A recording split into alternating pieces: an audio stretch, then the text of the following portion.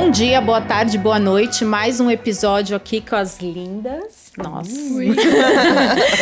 Hoje um tema assim que... Quando eu conversei com as meninas e elas gostaram bastante do tema, por quê? É um tema que tá assim, no Instagram, tá em Facebook, tá na mídia em geral, mas é um tema que às vezes não é aprofundado, que é a dependência emocional. A gente entender um pouquinho melhor, né, o que é essa dependência emocional e o quanto ela se torna uma vilã nas relações, tanto para homens quanto para mulheres, tá? Sim. Então, é isso aí.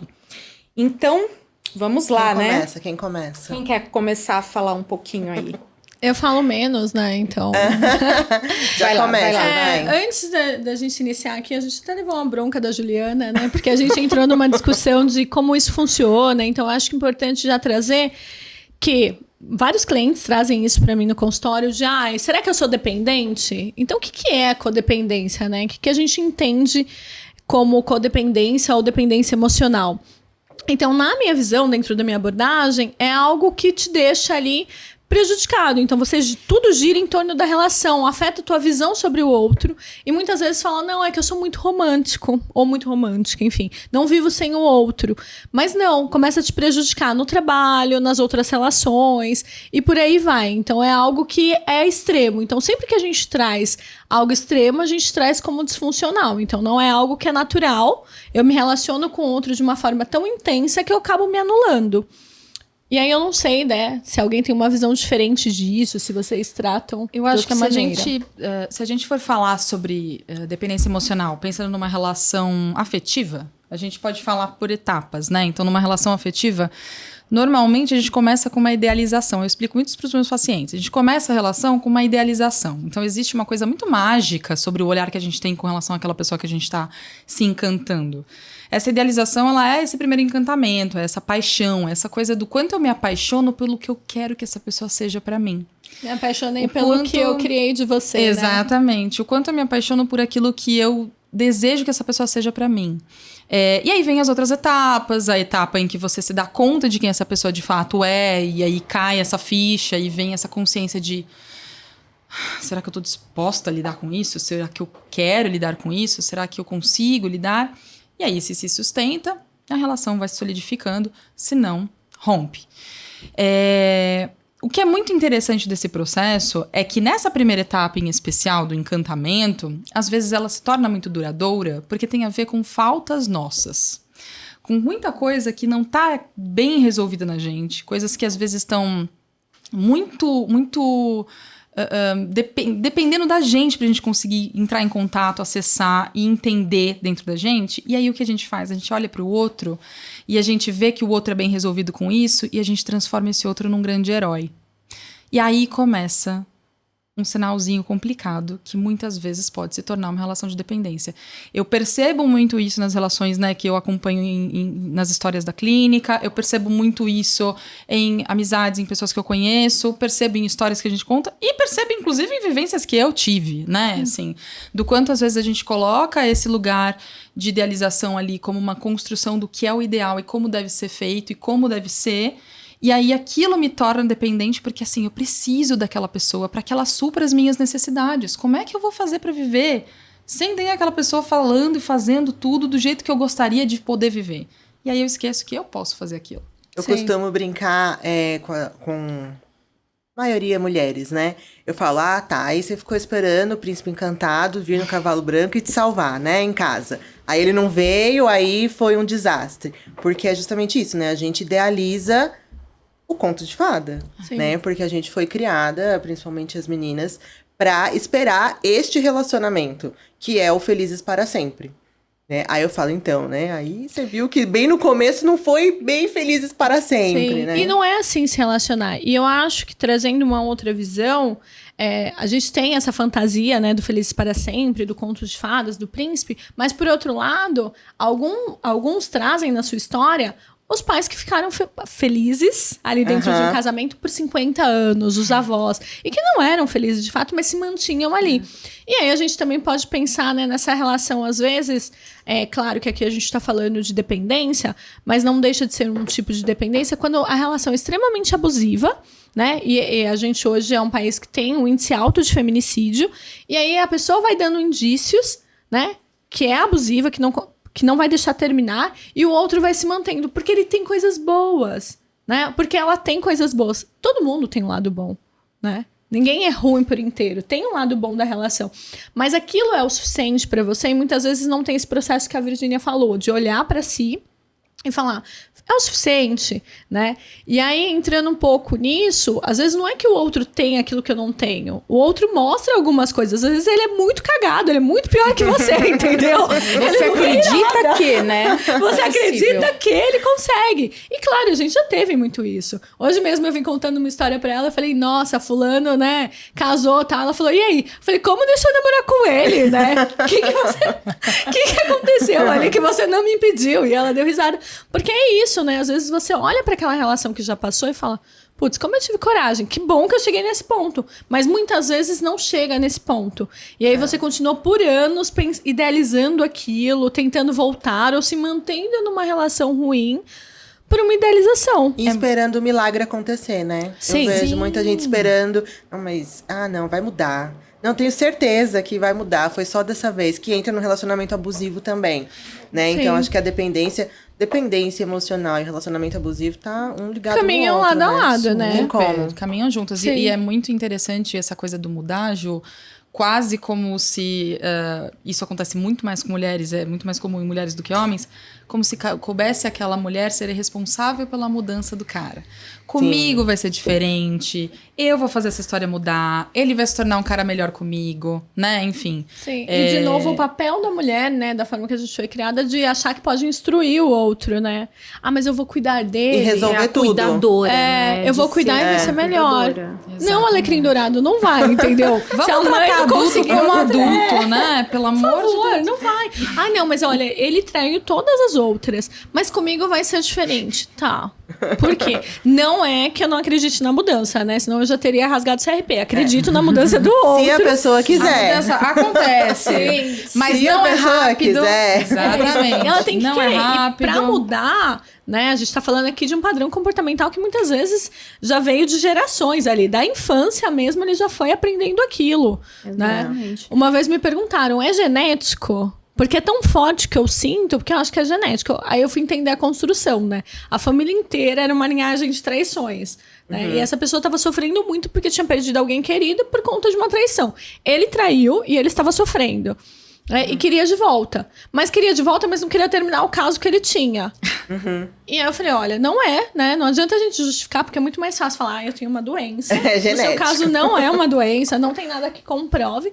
Mas você pode mudar. Só que pra mudar, você vai ter que romper alguns padrões. Né? O A quanto gente você está quer, disposto. né, ter tudo. A gente quer ter tudo. Eu quero ótimo. ter, né, o azul e o amarelo. Mas às vezes não vai dar. Principalmente no Verdade. relacionamento, não dá pra Não você dá. ter o azul e o amarelo. Você vai ter que fazer uma escolha. A não ser que dentro de uma discussão dessa relação, você esteja falando de uma relação aberta, Sim. de um poliamor, de um outro contexto. Agora, no tradicional, que a nossa sociedade, em grande maioria, vive ainda, é monogamia. Monogamia, assim, é Sim. único ali. Não adianta ficar discutindo a possibilidade de, mas é que eu não queria largar aqui, mas também queria ficar aqui. Tá, mas se fizerem com você, você vai ficar como? Vai ficar feliz? Ou, né? Sim. Porque é isso, né? E é engraçado porque, assim, quando a gente fala em dependência emocional, você tem uma forte crença que você não vai dar conta de fazer uma coisa sozinha sem aquele outro. Então, você meio que terceiriza a sua responsabilidade, né? Você se despersonaliza dentro desse processo e deixa para o outro, né, resolver. Então, tem esse outro fator. E se a gente pensar na dependência emocional numa clínica, o que vem junto com ela? Insegurança, Baixa estima. baixa autoestima. Tem tudo ali que é mais profundo, né? Muito mais. É muito mais profundo. E se a gente pensar também a dependência, a gente fala mais da dependência amorosa. Mas se a gente tem uma dependência familiar, filhos que não conseguem Desgarrar, sair, né? desgarrar dos pais, né? Amigos, né? As pessoas que não conseguem ver amigos com outros amigos ou não conseguem ter uma relação saudável de amizades também, se vê só dependente daquilo, e se um amigo fica bravo e outro, ai, nossa, eu não sou mais querido, né, não consegue evoluir a partir disso, principalmente, por exemplo, jovens, né, eles têm uma cabeça, daqui a pouco muda de escola, muda de profissão e os amigos vão mudando, a sua forma de pensar muda e eles não conseguem mais retornar, se sentem o quê?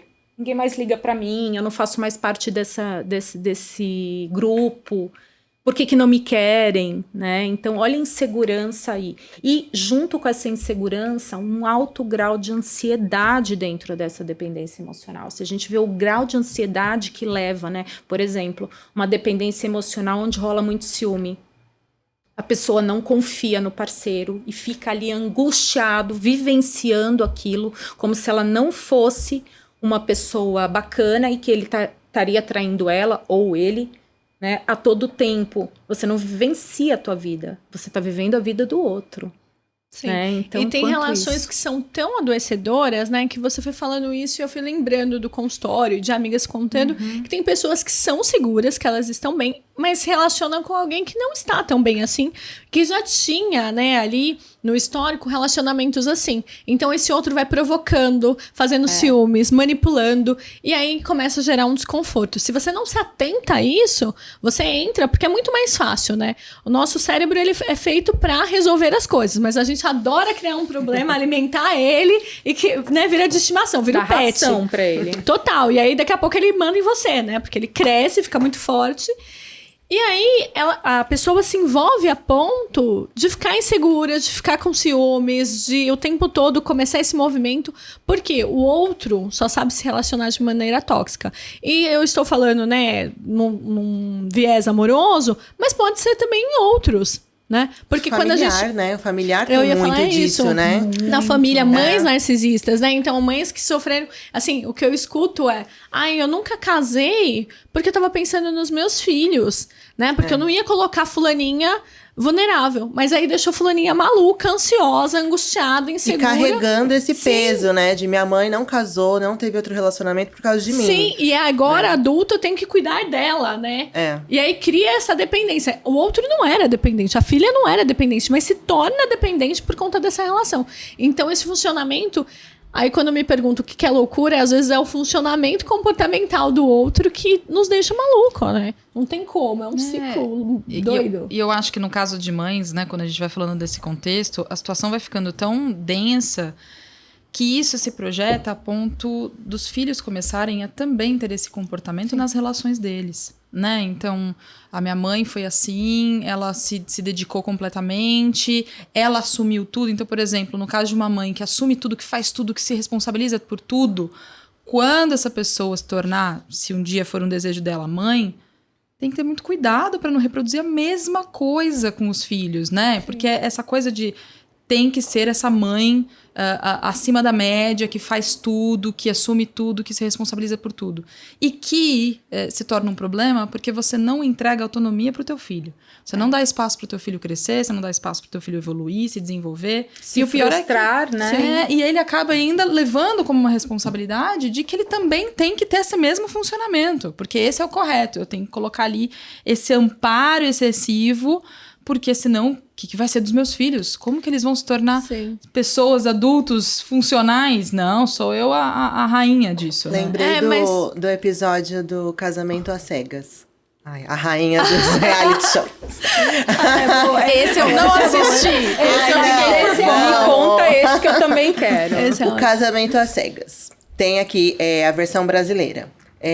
Então, eles vão se conhecendo. Vocês sabem como que é o reality ou não? Eu já vi. Já sabe. Não, então vou pular uma parte. Por favor. E aí, na hora do casamento, que eles vão se casar, a mãe de um dos participantes, ela falou, quando ela conheceu a noiva, ela já falou assim, não gostei dela. Vai ter que me provar que ela é muito boa, que não sei o quê. Porque aqui meu filho tem tudo. E foi exatamente isso. Porque ele vai sair daqui, sendo que aqui ele tem tudo, né? Um bebê de quase 30 anos, né? E aí, e ele falando que não, que ia casar com a menina, tudo. Na hora não casou. E que é no altar mesmo, né? Que é no altar. Aí não casou. Aí depois, né, a internet caiu matando em cima, né? Porque foi por causa da mãe e tal. E a mãe, em alguns momentos que eles mostram, tipo, os depoimentos, ela fala, eu influenciei mesmo. Né? Olha que doentio A mãe tem que controlar, e aí foi um livramento pra noiva, né? Depois ela percebeu, ainda bem que não deu certo. Nossa, com certeza. Opa. Processos. Mas olha que, né, como a gente vê a relação familiar, a estrutura que ela vai se formando. Sim. Né? E a dependência aí do filho e da mãe, da relação familiar mesmo. Muitas Influencia vezes. num todo, né? Desculpa Pode te falar. cortar, Cá. Muitas vezes isso acontece também porque, assim, né? Fica muito na fantasia dessa mãe. O que vai ser de mim quando ele sair de casa? O que eu vou fazer? Quem eu vou ser, né? Isso vem de uma coisa de uma vida inteira. Temos 2 mães aqui que podem falar. Não sei se a Tina você não é, né? Só mãe de pet. Ah, eu sou mãe de pet também. Então, assim, o que vai ser de mim quando ele desgarrar e for viver a vida dele? Qual é a minha função? Então, muitas vezes, essas mães acabam se apropriando também, porque essa é a função que elas têm e é o lugar que elas precisam estar. E isso transforma para elas também, né, numa relação extremamente negativa, porque elas perdem a oportunidade de viver, de repente, o casamento delas de uma outra forma saudável, ou até uma separação, se for necessário, para poder se ampliar, para conhecer o mundo, para conhecer outros lados dela, né? E não só na mãe, né, gente? Porque a gente tem pai também que faz isso. Sim. Né? Que se No apropria, geral, né? Eu acho que vem um pouquinho antes, né? Porque a gente falou aqui das mães e tal, e acho que vem, né, ali... De novo, né? Você aprende aquilo ali dentro de um núcleo familiar normalmente, mas você reproduz em outras relações. Então, assim, eu não quero ser mãe, então isso não é importante. Ok, mas você vai reproduzir isso com, né, o namorado, vai reproduzir com amigos, porque tem aquela pessoa, e às vezes é assim, né, uma criança, a Ju atende criança também, eu também atendo, que a criança chega e quer organizar tudo. Ou então, aí tem na terapia, trouxe uma cartinha pra você. Aí hoje minha mãe fez meu lanche, trouxe o lanche pra você. E aí você vê que tem uma necessidade extrema de agradar, e aí solta um alerta, né? Será que essa criança quer agradar para ser amada? Será que é assim que ela aprendeu? E já começa daí. Então, são outras relações também. A gente tá falando muito aqui da família, porque é o primeiro núcleo social, né? Que nós nos relacionamos. Sim. Mas tem tudo, né? Tem na escola, tem várias relações. E a gente precisa ter um olhar, eu acho que aí a gente, mãe aqui, tem que ter esse olhar para não reproduzir isso, né? Porque o meu filho tem 15 anos. E aí tá na época, né? Namoradinha, tá gostando, cada dia tá apaixonado por uma, né? E tudo bem. E aí no começo ele falava muito uma questão assim, você fala isso porque você tem ciúmes. E eu falei, não, peraí, vamos conversar.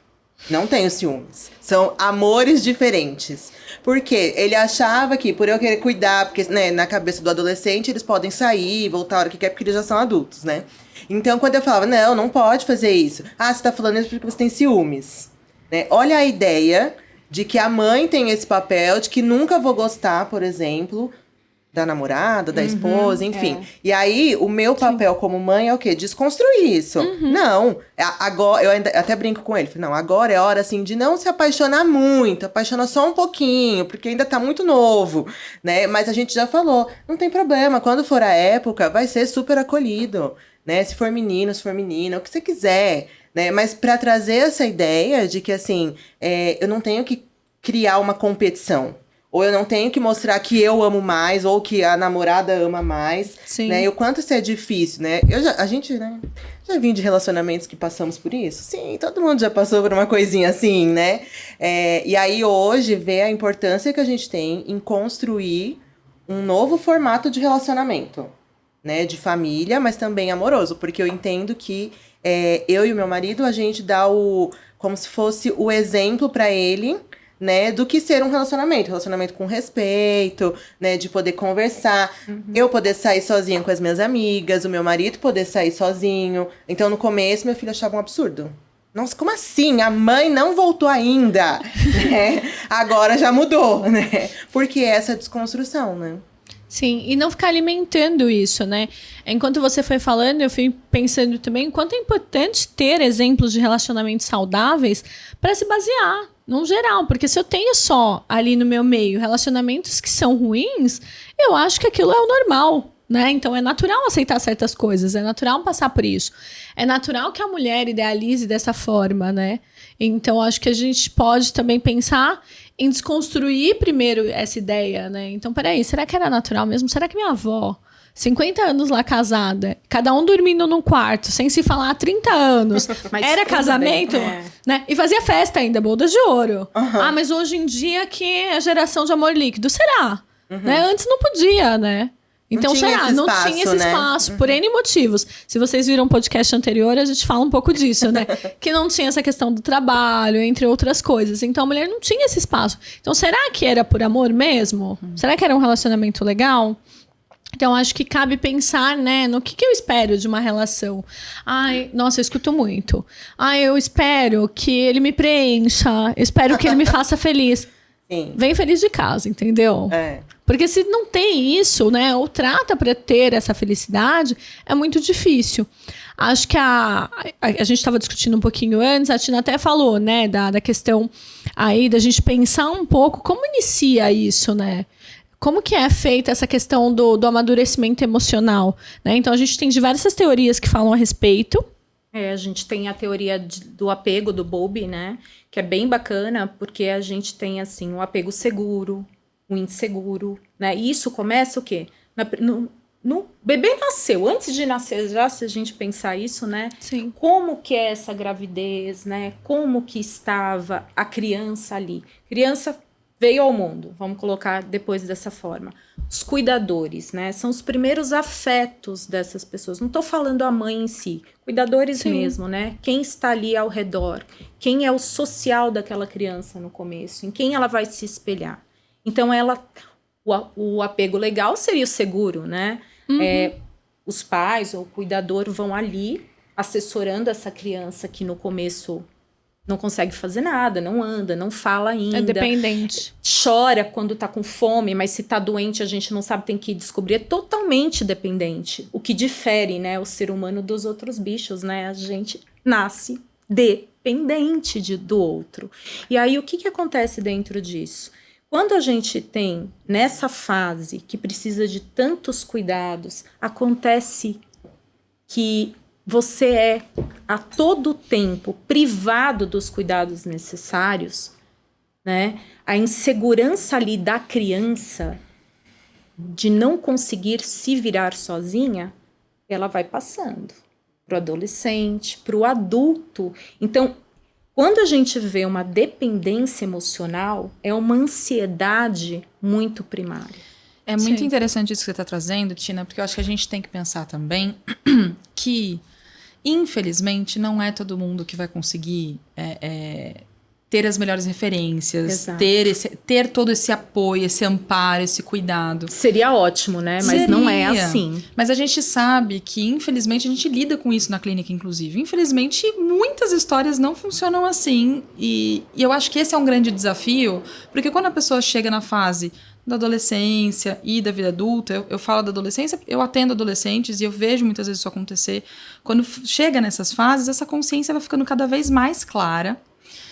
E aí, eu tenho que assumir a autonomia, né? Eu digo na pessoa, eu tenho que assumir a autonomia de fazer isso por mim. De aprender a me amar, a me cuidar, a entender o valor que eu tenho, a entender o meu papel e a minha função aqui. Né? E esse processo é um processo muito desafiador, né? De ter de se apropriar disso. A Karina estava falando sobre referências, né? De casais, de relacionamentos, família. Eu falo muito sobre o quanto é importante a gente buscar referências positivas. Se eu não tenho em casa, se, poxa vida, eu nasci, cresci num ambiente não saudável, desestruturado, disfuncional, em algum momento talvez seja muito importante eu ter recursos para buscar isso em outro ambiente. Amigos que têm um relacionamento que, por exemplo, eu olho e falo, poxa, é um relacionamento legal, que a gente não vê angústia constantemente. E eu não tô falando para fazer isso no Instagram, porque a galera faz isso no Instagram.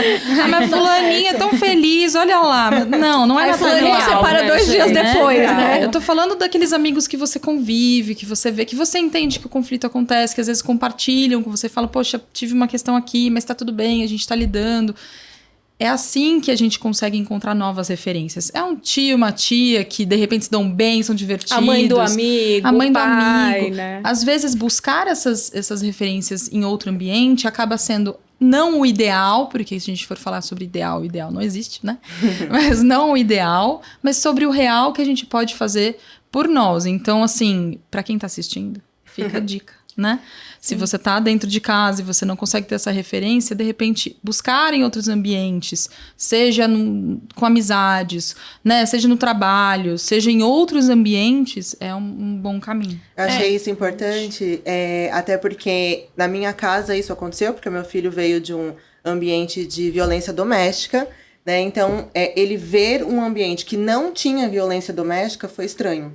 Né? E aí, pra gente, por exemplo, eu nunca passei por isso, então pra mim eu falava, gente, mas ele tá, né, tremendo porque eu falei tal coisa, né? Então, olha a diferença, olha como que isso afeta, né? E importante isso que você falou de ver referências, porque por mais que a minha família sempre foi estruturada, eu tive referência de pai mesmo com o pai de uma amiga, porque a gente sempre conviveu junto. Meu pai ficou doente muito cedo e faleceu quando eu era adolescente. Então, a minha referência foi o pai delas, porque ele me tratava como filha, né? Ele me apresentava como filha adotiva.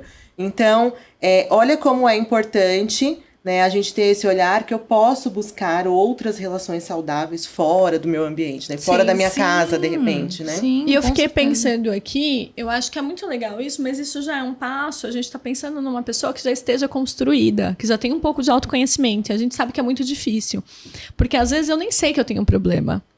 E quando eu nem sei, né? Então, às vezes eu vivo num ambiente que, assim, eu não vou ter essa referência, porque aí eu só vivo ali, né, com pessoas que se relacionam assim.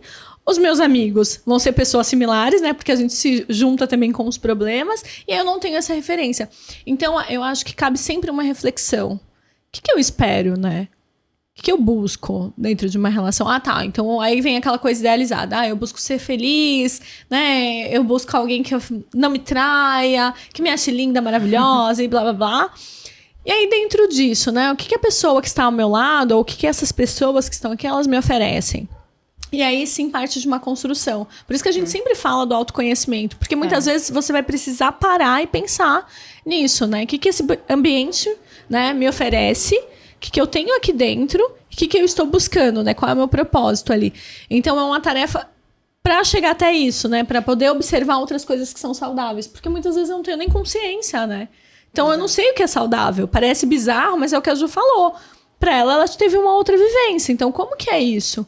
Então, como que é construído, né? O mais delicado é entender que se relacionar é uma responsabilidade nossa, é 50% nosso, né? Em qualquer relação. É sempre 50% nosso. Então, eu preciso também dar espaço para me ouvir. É um exercício muito difícil conseguir chegar nesse ponto. E se relacionar, Vi, eu acho que até um pouco mais, porque a primeira relação começa com você mesmo. A sua responsabilidade é com você. Eu não posso responsabilizar o outro.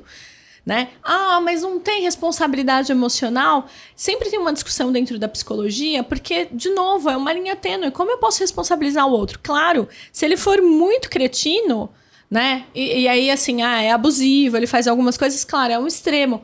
Mas eu não posso responsabilizar o outro de não me amar, por exemplo. Ah, mas ele me abandonou. Como que ele te abandonou? Ah, ele foi falando que a relação não estava legal e terminou comigo. Será que isso é um abandono real? Ou você ficou insistindo naquilo, ficou cedendo a várias coisas? Será que ele não tem direito de querer ir embora? As pessoas têm direito de querer ir. Não, eu acho que não. Eu acho que vai ficar, entendeu? Vou fazer a amarração, vai ficar aqui, entendeu? Mas é a ideia de que a gente é dono do outro, né? Sim. E às vezes eu espero, eu já vi assim no consultório, a pessoa espera que alguém fale, não, eu sou seu dono, né? Tem gente Você que não gosta. vai sair daqui. Mas aí acho que pode ser ter um tema. Eu e a Juliana, a gente sabe, quem sabe? Eu anoto. BDSM tem uma coisa, né? De um mestre, um submisso, mas aí é uma relação de É uma fetiche, outra situação, é uma outra situação. né? Mas dentro dessa, mas tem isso também. Assim como tem, né, pessoas que trazem, eu tenho dentro do consultório, então, quando eu tiver um filho, eu vou ser muito feliz. Não. Essa criança não vem ao mundo pra te fazer feliz. Exato. Pelo contrário, sabe? Ela vem ao mundo pra você ficar trocando fralda, passar noites acordadas, porque é isso, porque é o que a Tina trouxe. Totalmente dependente. Você né? não quer se responsabilizar, mudar um pouquinho a tua vida por um período, porque você vai ter um ser que é totalmente dependente de você, então não tenha. Sim. Porque sua vida vai mudar. E aí é uma relação diferente. A gente tá falando de dependência, mas é dependência por um tempo. Então, não sou psicanalista, mas tem dentro da psicanálise, eu acho que isso faz muito sentido, essa relação simbiótica. Nos 6 primeiros meses, a criança é totalmente dependente, né? Então, ela precisa ali, ela vai chorar, né? Porque ela tá com frio, com calor, porque ela tá irritada por qualquer coisa. Assim como a gente fica resmungando o tempo todo, ou mentalmente lá, bufando, a criança tá fazendo ali aquele movimento. E totalmente, né, nessa fase da mãe. Por quê? Mamãe tem um seio ali. Teta é tudo na vida. Foi lá, mamou, acalmou, né, parou um pouco. Então, 6 meses é totalmente dependente. Essa relação de dependência é uma relação natural, né? E aí, assim, depois disso, precisa ser fortalecido de outras maneiras. Então a criança ela vai, né, ou para uma creche, para uma escolinha, para um cuidador, né? Outras pessoas começam a participar mais e muitas vezes a mãe tem dificuldade de abrir mão dessa fase, né? Então assim, porque outro lado, não né? É algo consciente, né? Eu penso assim, ele vai deixar de me amar, mas assim, eu vou perdendo uma função, porque primeiro quando nasce um bebê, nasce uma mãe nada. Todo mundo esquece que aquela ser A mãe existe. desaparece. Porque antes era ali. A Juliana acompanhou a minha gestação, eu ganhava comida, todo mundo me olhava no trabalho, era super legal. Depois esquece. Nada, ela brigava pra, né, banco, pra eu sentar no metrô, enfim, todo mundo olhava. Depois era assim, manda foto do Vini. Como que tá o Vini? Os presentes são só pro bebê, né? Não existe mais Esquece a mãe a mãe. ali, Não, acabou. então... Aí imagina que 6 meses tá lá, então tá bom, ninguém liga pra mim, mas esse bebê liga. Aí daqui a pouco esse bebê sai de cena também, que ele começa a fazer outras coisas, outras pessoas vão dar atenção, não precisa mais de você ali o tempo todo. Então se não trabalha isso nessa fase, também é muito difícil. Ou seja, né, a gente precisa de terapia o tempo todo, a todo momento. Porque isso vem na vida adulta, né, no relacionamento amoroso, quando a gente vê o casal que só pode fazer as coisas juntos. Não pode fazer nada separado. Não vive né? sem. Não vive sem. Não pode fazer nada separado. Não o pode que ter é amizade totalmente diferente, diferente né? mesmo. Sim. O que é totalmente diferente de, eu gosto de fazer Exato. coisas com fulano. Se Uhum. fulano não vai, sei lá. Eu, por exemplo, no meu aniversário, eu adoro estar com meu filho, com a família. No dia do meu aniversário, eu gosto de estar com a minha família. E é um gostar de estar. Na pandemia não deu certo e tal. A gente fez vídeo, tudo bem. Outros dias eu gosto de estar com amigos, mas não é uma dependência, eu escolho isso. Se não der certo, tá tudo bem. Agora tem gente que deixa de fazer. Não, eu não vou. Tem gente que não vai em entrevista de emprego, porque uma outra pessoa não pode acompanhar. Né? Ou na terapia. Eu já tive uma cliente que ela só ia com a namorada na terapia. Se a namorada tinha qualquer contratempo, ela não ia. E aí a gente trabalhava, olha, mas é o seu processo. E não tinha, né, uma questão de agorafobia, que é essa questão da ansiedade extrema de não conseguir sair, nada disso. Ela não precisava, era dependência mesmo. Não, porque quando ela fica aqui me esperando, eu sei que ela tá comigo. É uma coisa de deixar de existir, né? Total. Você deixa de existir como indivíduo único, né? Você só consegue existir como se tivesse... É igual a Tina falou, gêmeos siameses, assim. Você tem que estar conectado com essa pessoa. A tua existência não tem mais uma função, não tem mais um sentido, né? Sim. Como assim você só pode ir pra terapia se você tiver uma pessoa ali indo com você? A não ser que exista uma questão que a gente tá falando, né? De saúde Sim. mental mais severa, que exige de você isso, não tem uma explicação. Porque tem a ver com a autonomia, de conquistar a autonomia, de ter o teu espaço, teu momento. Então, meu momento de terapia, meu momento de sair, meu momento de encontrar minhas amigas, meu momento... E é muito importante isso dentro de um relacionamento, porque inclusive você tem o que trazer pra relação.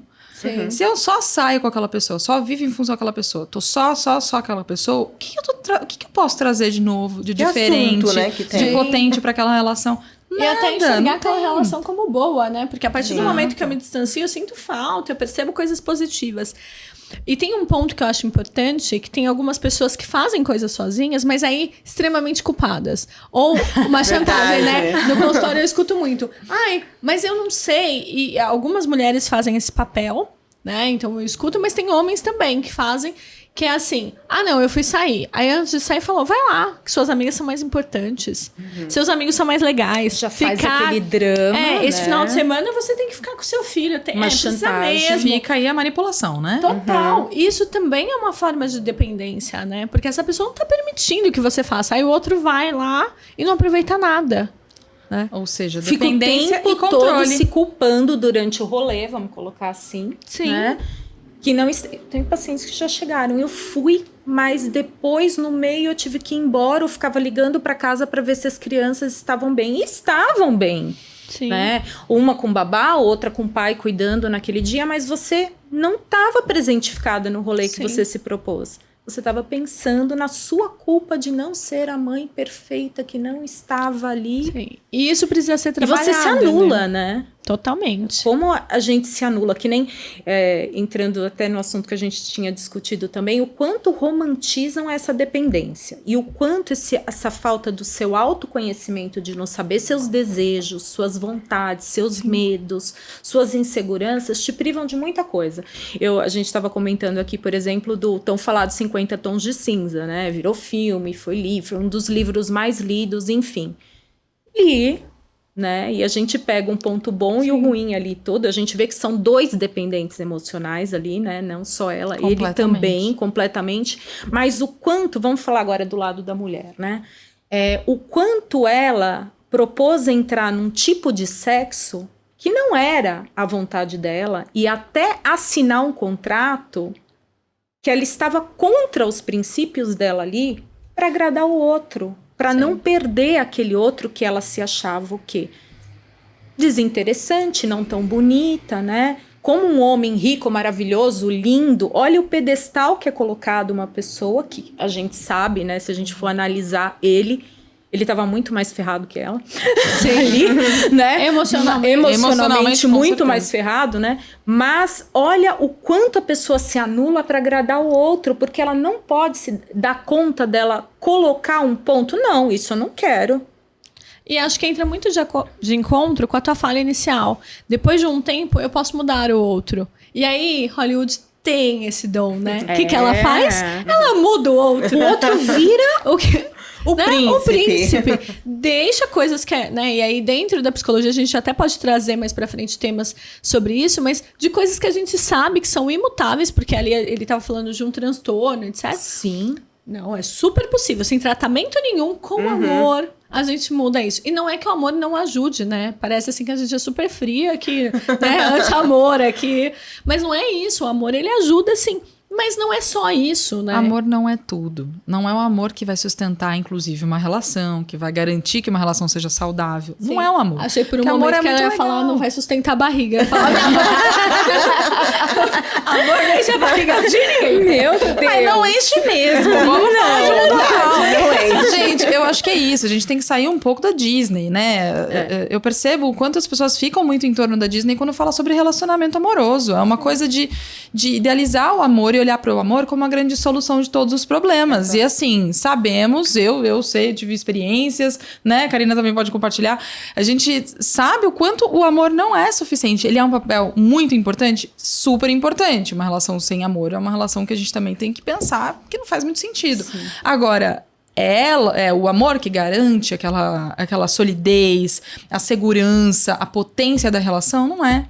Até porque, às vezes, esse amor é altamente destrutivo, que é o que a gente tá trazendo aqui.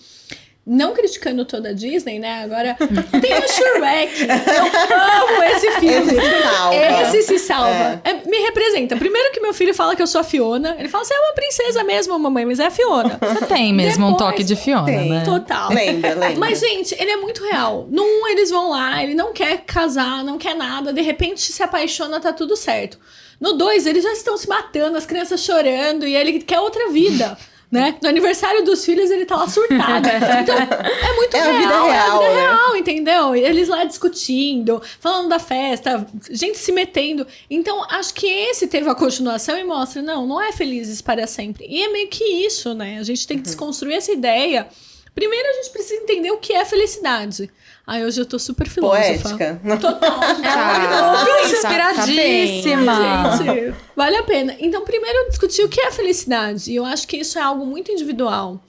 Né? Porque... E aí eu vou aproveitar o gancho e vou falar de um outro ponto que a gente tem que discutir dentro desse contexto de felicidade, que é entender que sofrimento faz parte de construção de vida. Exatamente. E o quanto a gente tem que aprender a entender que sofrimento faz parte pra gente construir felicidade. Então, a gente sabe o quanto é potente quando a gente passa por um processo de dor que a gente reconhece, sente, vive, e de repente a gente consegue respirar de novo. É aí que a felicidade vem muitas vezes. Então, assim, a fuga do sofrimento nos propõe mais dor. Eu faço uma brincadeira, às vezes, com os pacientes, quando eu vou explicar sobre isso, falando, você pode escolher entre a dor crônica ou a dor aguda. A dor aguda é aquela, assim, que é avassaladora, é profunda, assim, você sente que parece que tá arrancando tudo de você. Mas ela acaba, ela não fica, ela acaba de fato. Em algum momento ela não se sustenta, né? Agora, a dor crônica é uma dor que você fica mantendo ali. Por medo de sentir, por medo de sofrer, o que você faz? Alimenta. Eu vou deixar aqui porque tá ruim, mas é melhor, sabe assim, melhor manter, né? É aquela assim, ruim com isso, pior sem isso. Gente, eu quero morrer quando o pessoal você fala se isso. acostuma com aquela dor, né? Eu não vivo sem ela também. Exato, é a dor crônica, aquela dor que se sustenta. Aí não adianta falar, poxa, mas... E aí, Virgínia, eu tô sofrendo demais, eu não aguento mais. Então, quando você quiser deixar de sofrer, quando você decidir fazer essa escolha, você vai ter que sentir a dor maior para que isso venha. É como nascer o bebê, né? Vai ter que vir a dor maior. E isso que a gente volta também, aquilo que estava falando, dos filhos, né? A gente proteger demais e não saber o momento de deixar também que aos poucos ele vá andando e construindo também a história de vida dele. Sim. O quanto a gente cria dependentes emocionais dentro de uma família, o quanto a gente vai replicar coisas que de repente são já um buraco nosso, eu gosto de pôr isso, né? Um buraco nosso no outro, né?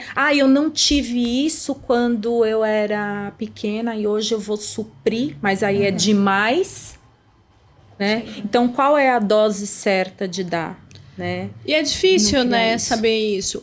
E eu acho importante, porque a gente vai discutindo aqui, eu sei que a gente tem toda uma teoria que embasa isso e que torna isso um pouco mais fácil para falar. Mas não é que seja fácil na prática. Não é. Então eu trago muito para os meus pacientes que, assim, às vezes também a gente está numa situação porque a gente não tem recursos emocionais para lidar com outra. Uma frase que eu gosto muito também, e aí eu nem vou falar de quem é, porque eu sempre troco os nomes, mas é aquela que a dor, né, a dor, ela acontece, ela vem mesmo, né? Você não tem muito controle. Então, a dor, ela vai estar ali, mas o sofrimento, ele é opcional. Aproveitando sua frase muito maravilhosa, Obrigada. Eu costumo falar para os pacientes, assim, quando a gente fala até da dependência e da expectativa no relacionamento. Relacionamento também tem tédio. E relacionamento também tem dia que não tá acontecendo nada, porque eu acho que é isso. Tem saco cheio, né? As pessoas esperam que, assim, você vai ter altas emoções no relacionamento, né? E, na verdade, eu falo assim, então, desculpa decepcionar, porém, as altas emoções são pequenas. Gente, quem aguenta a alta emoção constante, fica, Não dá, inclusive, não chega dá. uma hora que Vai fica viver chato. pouco, né? A alta emoção sempre uma hora vai dar Tem relações, e aí entra nisso também, de dependência, tudo, em alguns transtornos, né? Que é essa relação que tem muita adrenalina e tal, desconfie. Exato. Essa é uma relação que ela não é saudável também, porque o tempo todo... Tem coisas boas que eu tô lá no pico, mas também tem aquela coisa do outro sumir, né? De não dar satisfação, de causar angústia. Então, ao mesmo tempo que tem, nossa, vamos viajar, a gente ganha o mundo, faz tudo juntos, tem o desamparo, tem outras coisas ruins. Então, tem assim, tem tudo. Né? Essas relações de pura emoção, de uma coisa avassaladora, são relações que a gente vive com o quê? Com 18, 19, 20 anos, né? São relações que quando a gente tá nessa fase... Se você está assistindo e está nessa fase, ok, a gente até entende. Porque, de fato, você está numa fase muito emocional, né? Então, é tudo muito... Você quer engolir o mundo, né? Você quer sentir, sentir, sentir. Depois de uma fase da vida, não tem mais sentido você querer ficar vivendo relações assim avassaladoras. Você está querendo resgatar o quê aí? O que você está querendo encontrar no meio desses sentidos? Ou até mesmo, você está querendo se esconder do quê para ter que ficar sentindo tanta coisa? Que nem eles falam, Virgínia, eu achei interessante, eu estava lendo um artigo também que falava da dependência emocional e a dependência química, drogas, álcool, enfim, né? Drogas lícitas, ilícitas, enfim. Mesma pegada. É a mesma pegada. O processo mental, quando você está dependente de alguém, o seu objeto, vamos colocar o objeto de desejo... É muito similar ao de uma droga. Você não se vê não usando aquilo. É assim, é uma droga. É no mesmo local, né? O nome dependência tá aí justamente por isso, porque a dinâmica é a mesma. E aí eles colocam assim, até na psicologia, eles colocam, você tem 2 caminhos para isso. para saber lidar com isso. Ou você se afasta do seu objeto de desejo, porque você não vai conseguir lidar com aquilo, como você vai ter que se afastar da droga, do álcool, não posso nunca mais, enfim, né? Você se afasta, ou você vai ter que se autoconhecer para saber o quanto essa pessoa te domina, em que pontos ela te domina, para você saber lidar com essa pessoa. Aí vem um processo terapêutico que não é fácil, né? De você lidar, você compreender que você tem isso, que você tem esse vício e como lidar com ele. Então, além de uma dependência emocional, você tem o vício propriamente com essa figura de desejo. Exatamente. Sim. Né? Então, ou você foge ou você enfrenta. E sempre E nessas duas Sempre vias vai- que você está trazendo, existe dor. Né? Dor. Nas duas Sempre vias vai ter existe. dor. O Jung fala sobre isso, assim, sobre as pessoas terem uma fuga tão grande de sentir dor que elas são capazes de tudo, de suportar tudo para não sofrer. Até mais Né? dor, né? Porque às vezes eu Exatamente. escolho o caminho que vai me gerar muito mais dor, muito mais sofrimento. Voltando aos relacionamentos abusivos, Exatamente. né? Ou quando você vê um border com narcisistas. Por que é uma coisa que liga?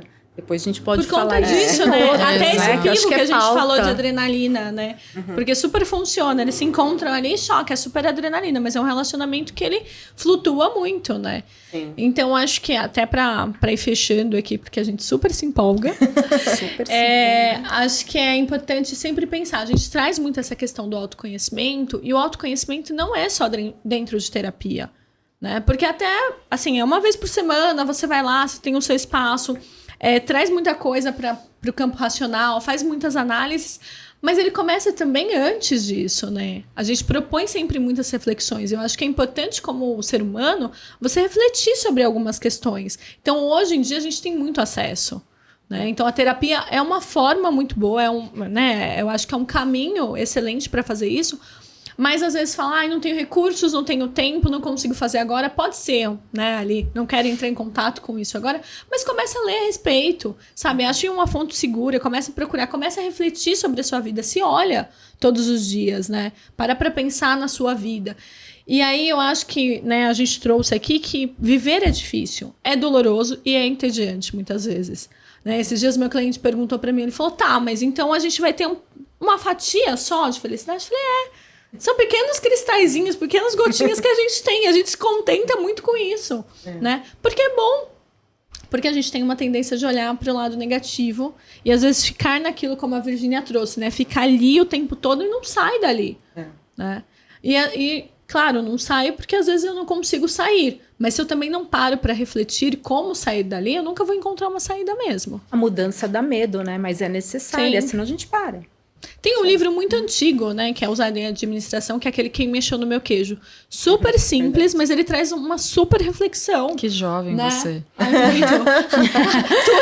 turma de dois. É um best-seller, deixa como best-seller. 2000 em administração, mas entendeu? Tem 40 anos e continua sendo funcional, tudo bem. Mas acho que vale muito a pena pensar nisso, né? Em sair da zona de conforto, né? Para olhar todos os campos da vida, inclusive relacionamentos. Sim. É isso. É isso, né? Eu queria falar aqui, a gente vai colocar no nosso canal lá no Instagram também, umas diquinhas aí de algumas características de pessoas que começam a ter uma certa dependência emocional. Vai ser uma publicação lá. E daí, quem tiver interessado, vai lá, segue a gente no Instagram também. Inclusive, mandem sugestões de temas que vocês querem. Manda a gente pra adora. gente que é isso aí. Obrigada. Espero que tenham gostado do papo. Obrigada, Tchau, Ana. Adoramos. Obrigada. Tchau.